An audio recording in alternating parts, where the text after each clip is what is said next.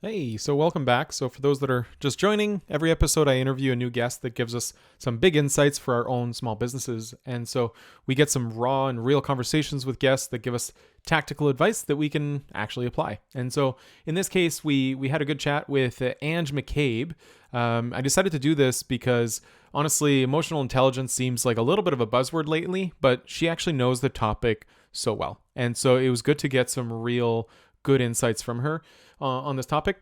Also, as a business coach, she actually has a huge impact on teams and leadership teams of companies. And so her advice on teams and internal communication and performance is based on well-researched applications. And so we went through a few things like on some easy wins within your team. We talked about addiction and mental health with small business owners. We talked about getting some competitive edges within your team. And so let's listen up and let's jump in.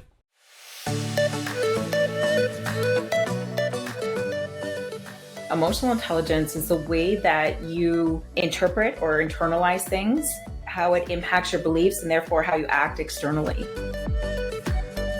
Welcome to the Small Business Big Insights podcast. So excited to share this episode today with some big insights from our very special guest, Ange MacCabe, who helps us better understand team performance with a lens on emotional intelligence so that you can create leaders in your small business.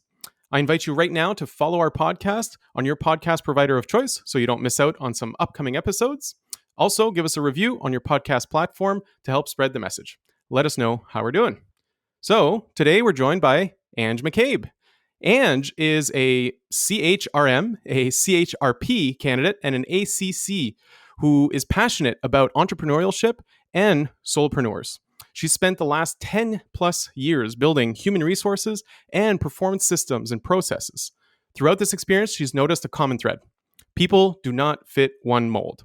She's a certified performance coach, the ACC, facilitator around DISC and EIQ, and a certified human resources practitioner. Those are not easy things to get.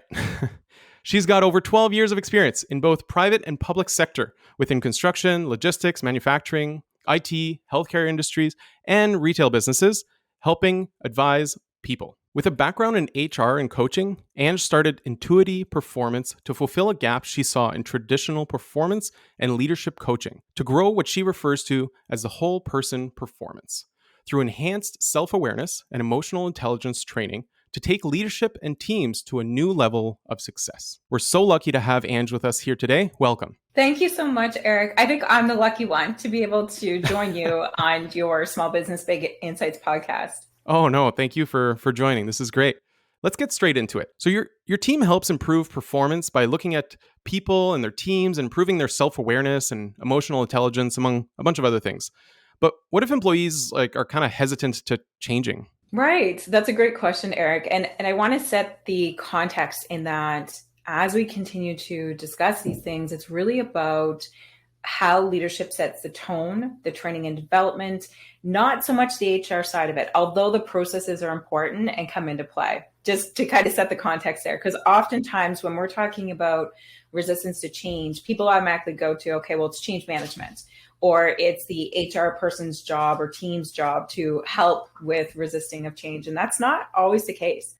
And so the way that we look at it is we always advise our clients that it's all about coach till you hit that proverbial wall.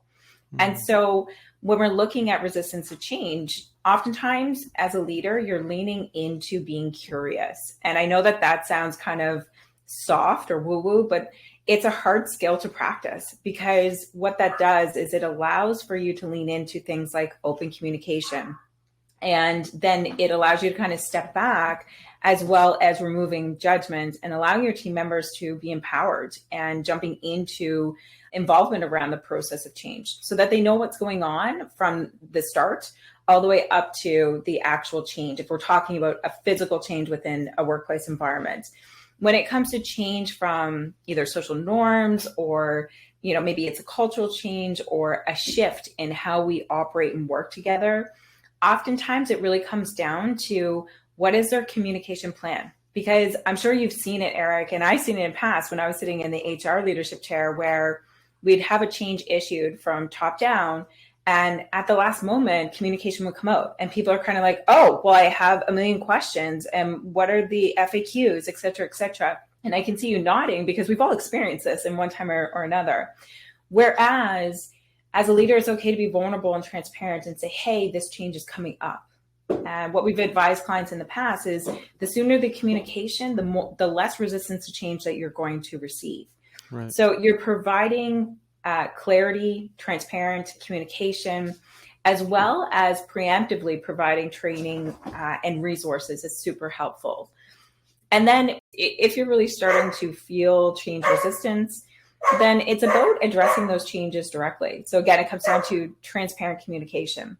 In some circumstances, if there's an opportunity to pilot the change, then that could be advantageous too. So then you can go back and identify, okay, where do I need to increase communication?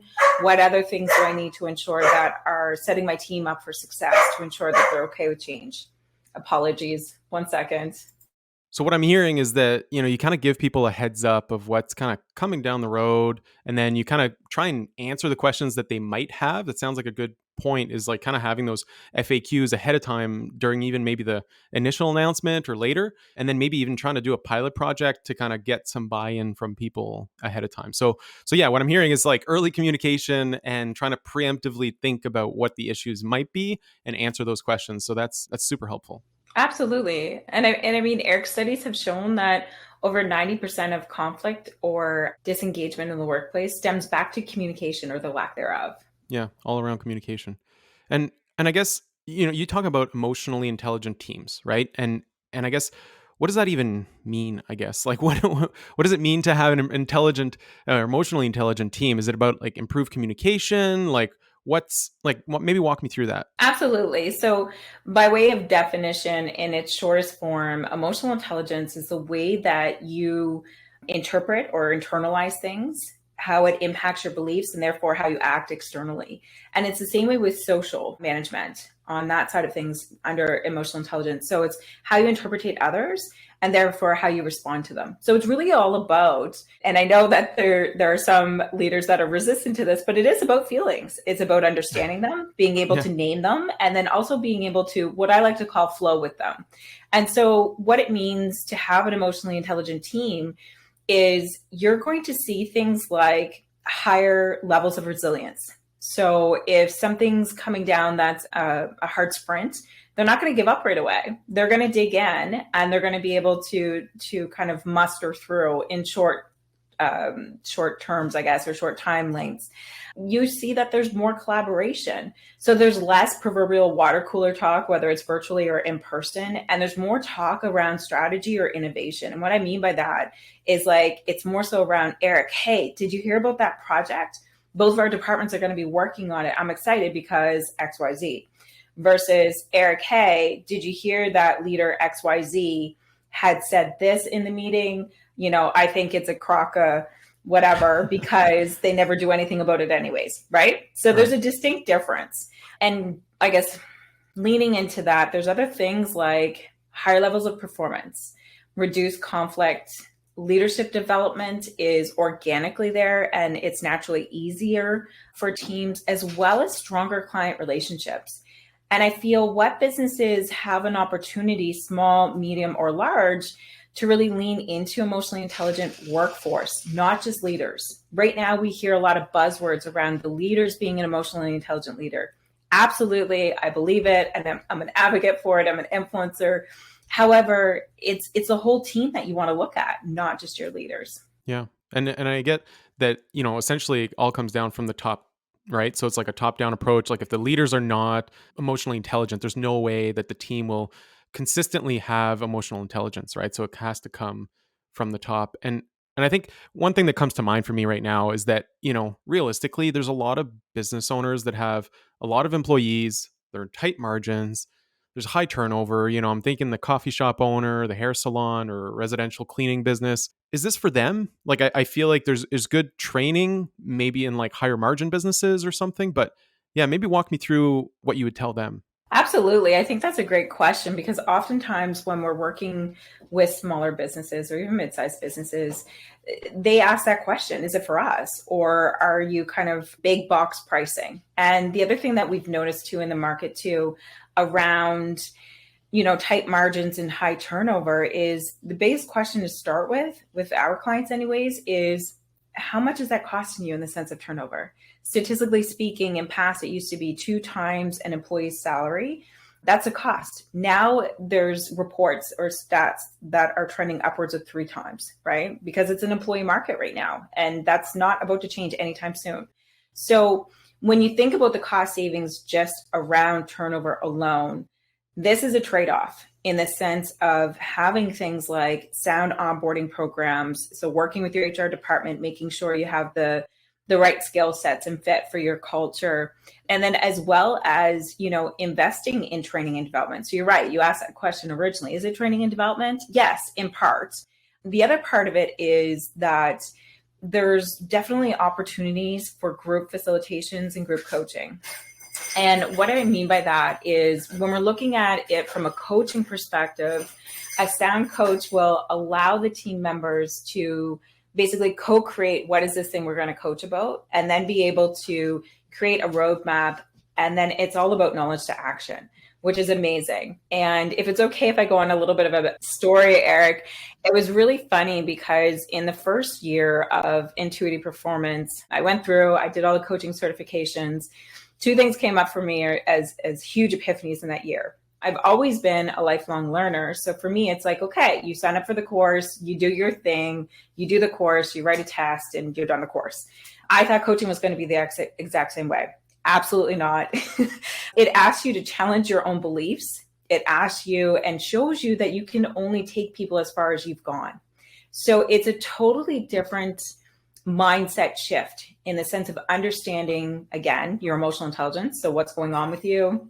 Where are your breaking points and what do you need to do about them to ensure that you can be a strong coach? All this to say, this led up to me facilitating for an organization here in Nova Scotia, Canada. And what had happened was I was working or subcontracting essentially. So it was their material. And we were getting into a particular module and I could see that there was resistance. And I was like, I wonder what we could do from a coach approach perspective. So not true coaching per se, but we had that coaching flavor. There were 11 people that were not fulfilling their goals around a certain thing.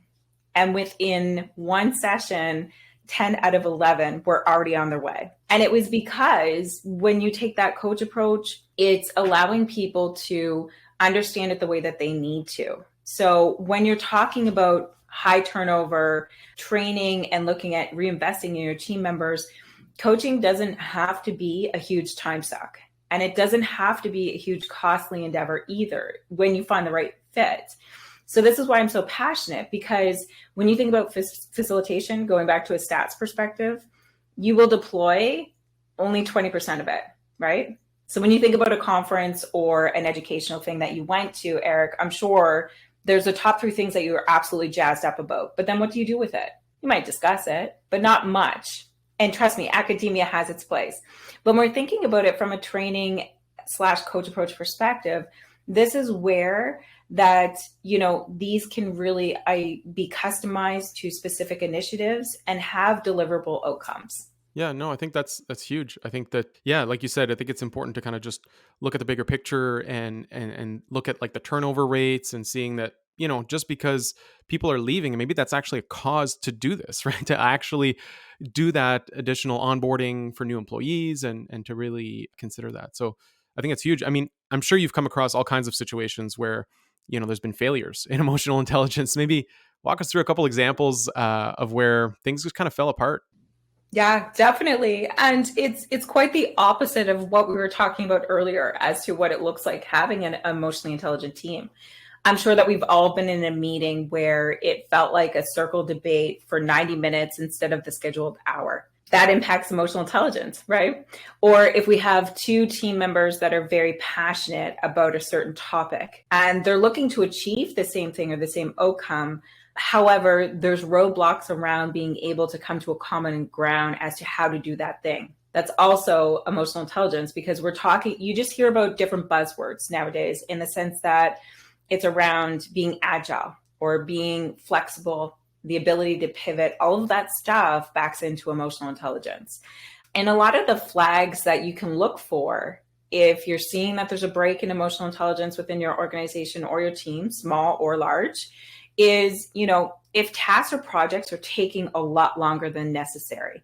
Obviously, common sense and context comes into play, could be environment, could be logistics, but if it actually has to do with your team, that's a flag. Interdepartmental competitiveness, there's good competitiveness and then there's not so great, right? So if you have almost I need to represent my department versus this other department, then that would also be a flag, as well as with regards to, what we call that small p politics. So if we're doing more politicking and water cooler talk than we are building and looking to achieve that common goal of said organization, it decreases your bottom line and has direct impacts to everything: engagement, people's attitudes, their moods. I remember in past, there was a boss that I worked with. I had the utmost respect for them.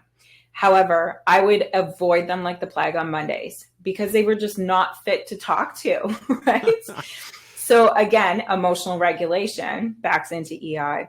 And then also too, when you see team members that are not growing from previous errors, that often has to send back to lack of emotional intelligence as well. Because we want the opposite. We want team members to be able to quickly reflect and then be able to project and identify, okay, here's what I can do differently, and then work towards that. This episode of Small Business, Big Insights is brought to you by ZenBooks.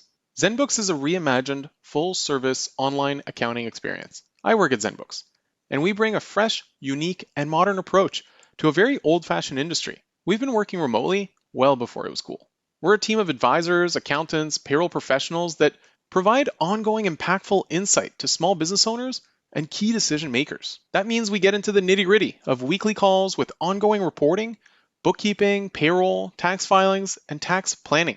Even if you're already working with an accountant or a bookkeeper, or you have some accounting staff on your team, you should talk to ZenBooks about the tools and expertise that they have to offer. Check out ZenBooks at zenbooks.ca. Now let's get back to the episode. And I guess there's a lot of I'm going to say there's touchy-feely that you're talking about, right? Like the emotions that you need to be a leader where you can actually see that someone doesn't have the emotional intelligence or that there's breakdowns in communication.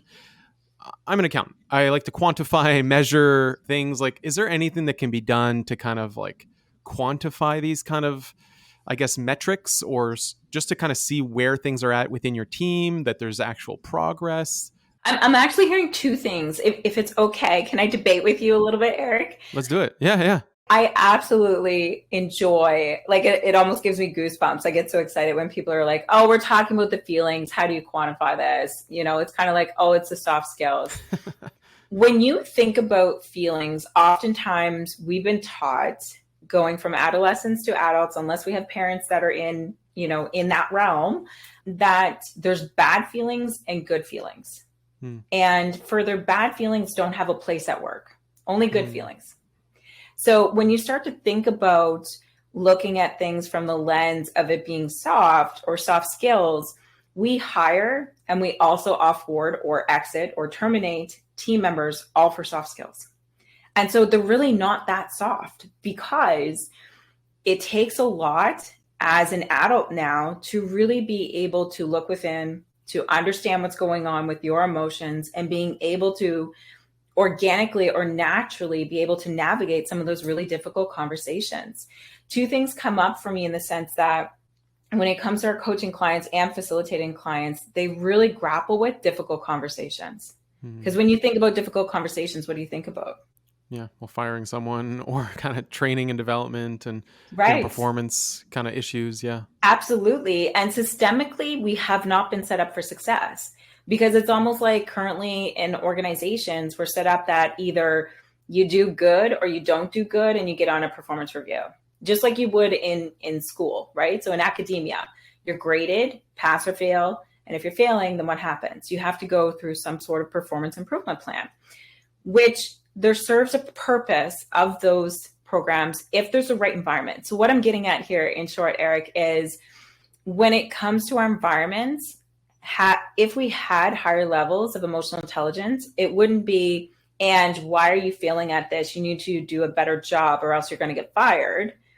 But rather it would be, hey, Ange, what's getting in your way of being able to complete this? We've had a couple conversations, right? Ange is going to thrive under a strengths-based conversation versus the detriment of, that performance review. Because in my experience, when it comes to performance improvement programs, I have never seen anyone reprieve themselves from it. They've either left the organization or they've been asked to leave the organization, because it's constantly pointing out all of the negative things instead of looking at 1% growth. Because the question that you want to ask yourself is this person, based on this thing, developing 1%? And if so, that's great for humans, because when you're talking about quantifying things, we have this expectation that people need to go from 0 to 100, right? So it's like, well, I already talked to Anita 5 times about this and she's still not getting it. We've all heard those types of conversations too, right? Yeah. Statistically speaking, it takes us anywhere from 66 to 318 times to get something from short-term memory to long-term memory.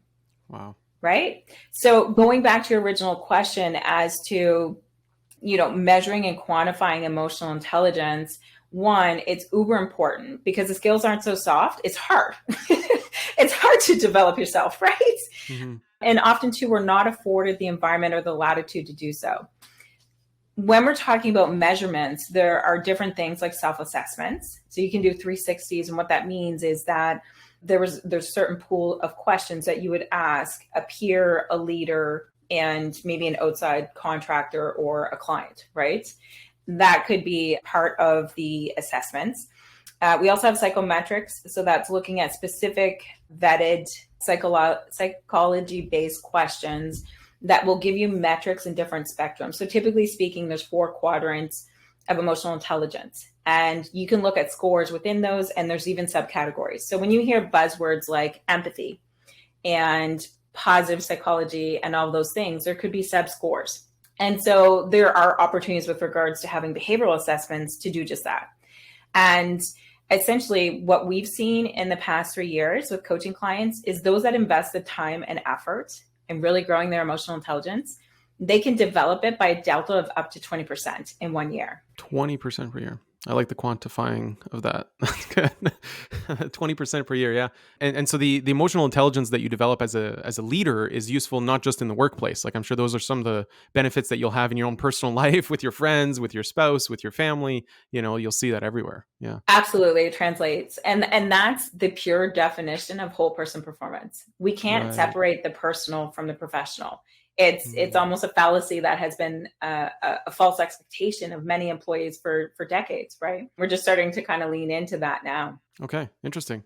And so I guess, as a leader, how can someone even develop their team using emotional intelligence? Like what are the steps when you kind of go into a new workplace and you want to help the team and help the company? Definitely. So when you start to think about the quote unquote best type of leader out there, they're going to be the ones that are leading by example. They're emphasizing the importance. So it's almost like emotional intelligence is part of their culture.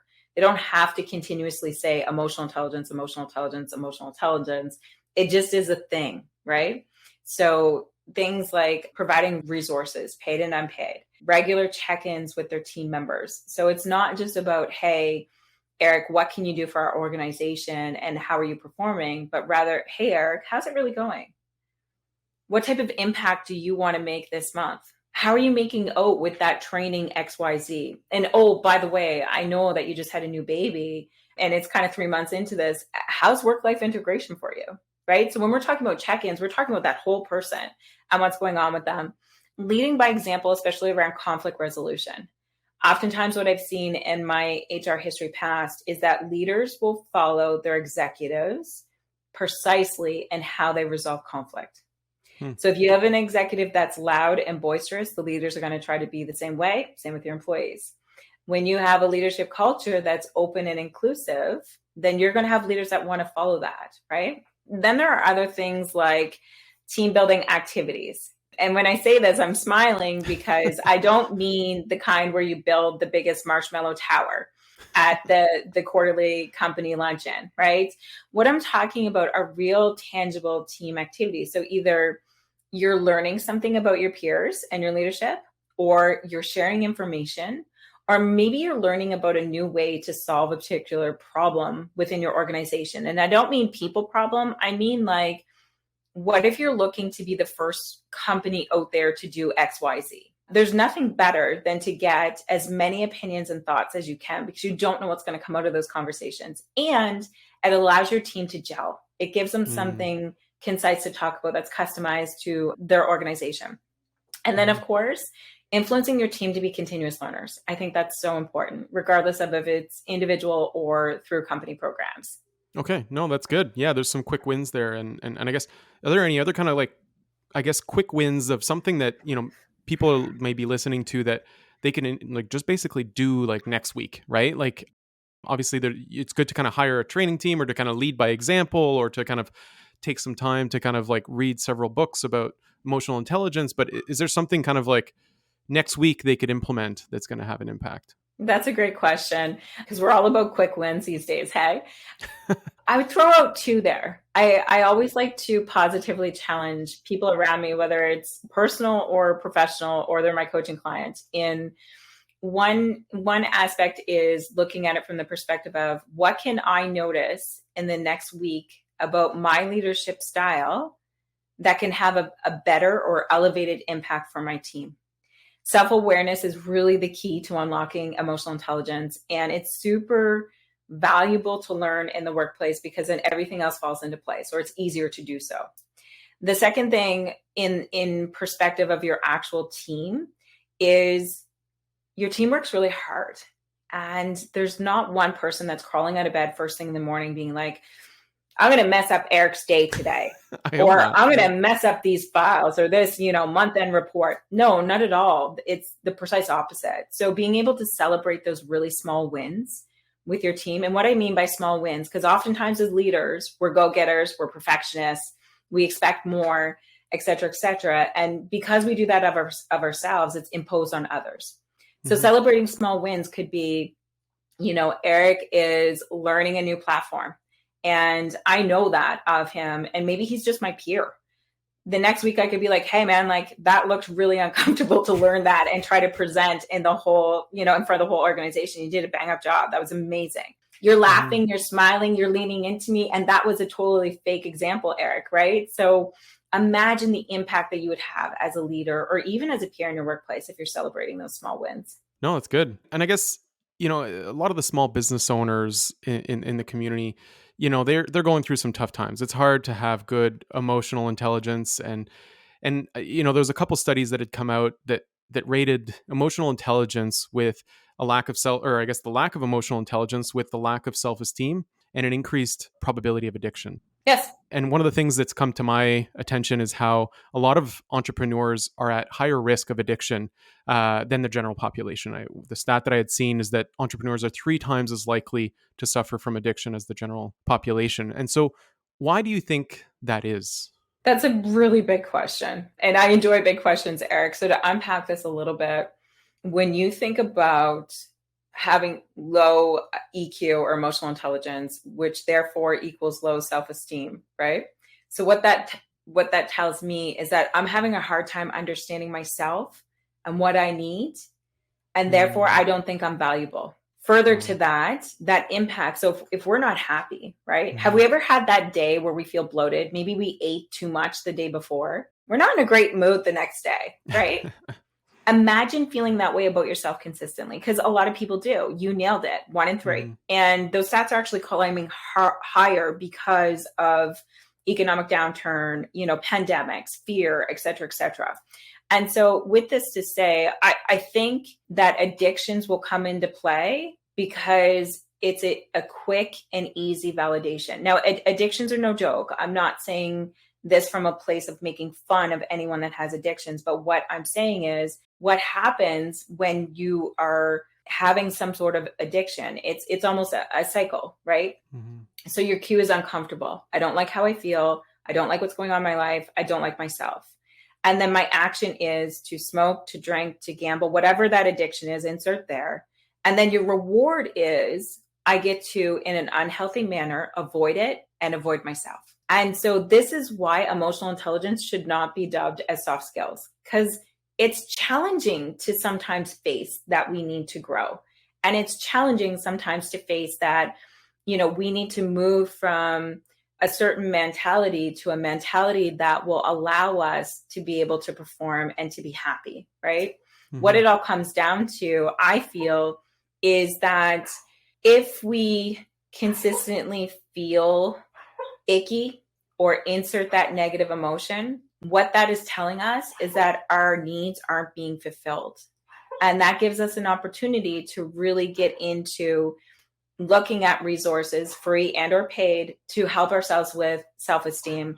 And therefore, that will be preventative for addictions in future. And what I'm seeing too is that like the small business owners have such a big impact on the rest of their team, right? And so if they are not in a good mental state, that has a huge repercussion to the rest of their team, which just really just says how important it is for the leaders to really develop their emotional intelligence, because that's going to have such a big repercussion on the rest of the teams, even like confidence or possibly addiction issues, right? So so I think that's huge. And I guess when we start talking about addiction and emotional intelligence, and it really, these are kind of mental health terms, really. And so Yes. how does this kind of like, where's the line for you between performance coaching and a therapeutic kind of counseling from a psychotherapist? Right. They're different approaches is the short answer. Hmm. And so as an ICF trained coach, part of our training is also to understand, when are we in a coaching area versus when is this a deeper rooted issue that requires help from a psychologist or a psychiatrist, right? And so what that means is, from a coaching perspective, what we speak to is we operate based on our ethics and principles. And when we're interacting with clients, to your point, oftentimes we will coach someone on performance. And what performance could mean to someone could be, increasing their productivity, organization, emotional intelligence, leadership influence, et cetera, et cetera. That's the tip of their iceberg. Underneath that waterline, there's always, always, always something to do with that internal self that they feel icky about, that they need to grow so that they can learn those skill sets.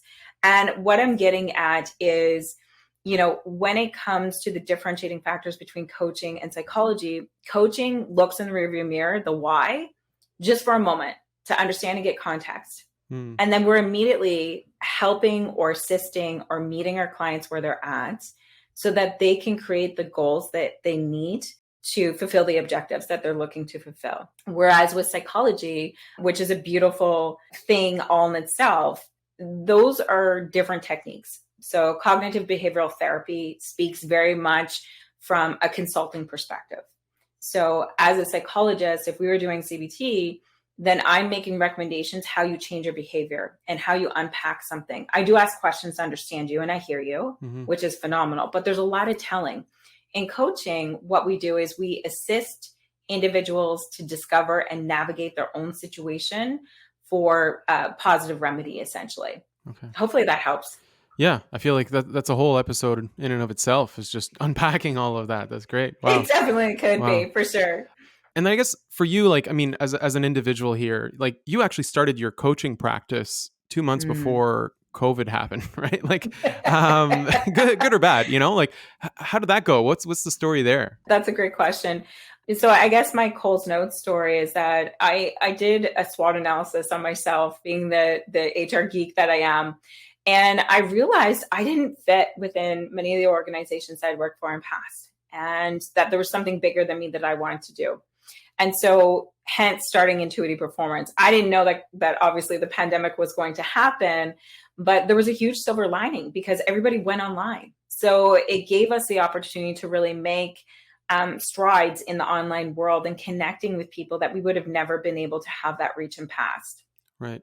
And I guess, like, how does that typically work? Like when you work with companies in Canada or the US, like how does that relationship typically work with your clients? Definitely. So at Intuity Performance, we're really striving to be the people development partner. And that basically strengthens communication. We build connectivity and fosters emotionally intelligent humans.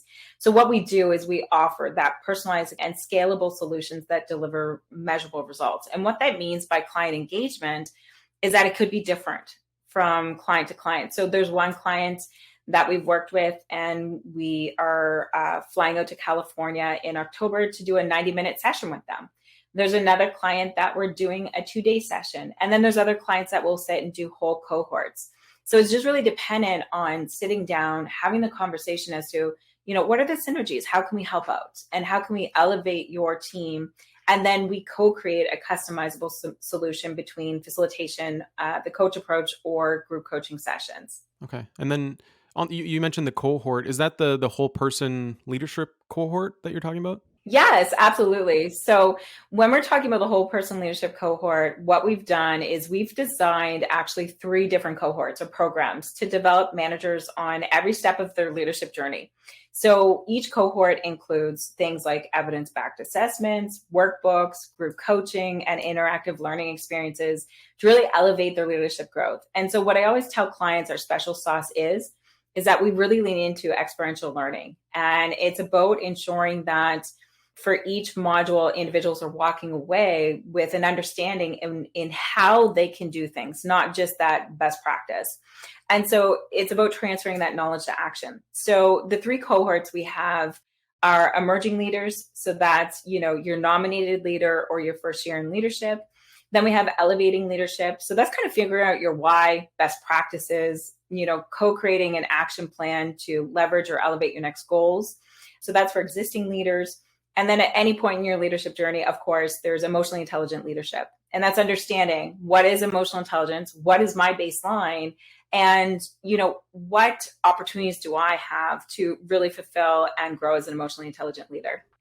Okay. And I guess for you personally, what's kind of the next major project for you? I know you're spending a lot of time on your podcast, The Human Side of Business, which is great, by the way. Thank you. What's kind of the next, I guess, phase for you or next big project that you're focusing on?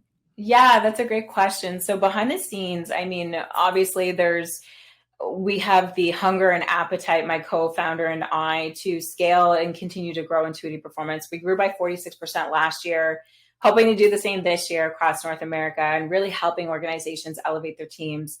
The other, I guess, large project or large bucket project that we're looking at doing is we started another company called Emotive VR Inc. And the intention is to create an AI emotionally intelligent coach. So we're partnered with the university to do some research as well as a CTO up in Ontario. So we're looking at creating an MVP and then blazing the trail to see how we can really decrease learning emotional intelligence in a safe space by 50% for leaders, athletes, and women in tech. Wow. Yeah, that seems super cool. I would love to be if there's a beta out there, I'd love to be part of it. We'll see, Definitely. We'll connect, Eric. That's not a problem. That's cool. Okay. And then is there anything else that you think we may have missed? Anything, else that we should talk about? I think that when it comes to emotional intelligence in organizations, there's no organization that's too small, or there's no company that cannot take on emotional intelligence. There's always a way that you can look at it and implement it, whether it's in small bite-sized chunks or you take on larger committed projects to ensure that it aligns with culture and your objectives, etc. There's a whole spectrum. And at the end of the day, when it comes down to self-awareness and being curious, having those 2 steps or those 2 thought processes in place are really important as a leader to show up for your team and being able to influence them along this great journey we call work-life integration. Awesome. Okay. And how do people reach out to you if they want to, I guess, connect and follow up? What's the best way to reach you? Absolutely. So my direct email address is info@intuityperformance.com. I can also be connected with on LinkedIn under Ange MacCabe. We have a lot of information. We've just updated our website at www.intuity performance.com. Okay, awesome. We'll put all those references in the show notes, including your podcast, The Human Side of Business. We're going to put all of that in your show notes so that anybody who's listening can follow up. So awesome. Thank you so much, Ange. I very much appreciate your time today. Thank you. Thank you. Thank you. Thank you, Eric. I really had a blast doing this. Awesome. On our next episode, we've got Jeremy Irving, who helps us better understand how to use tech as a secret weapon to drive employee satisfaction and engagement, while also leveraging it as a competitive advantage in your business. Follow now on your podcast provider of choice and get notified of upcoming episodes and more. Don't forget to rate and review this episode. Thanks. This episode is brought to you in part by M-.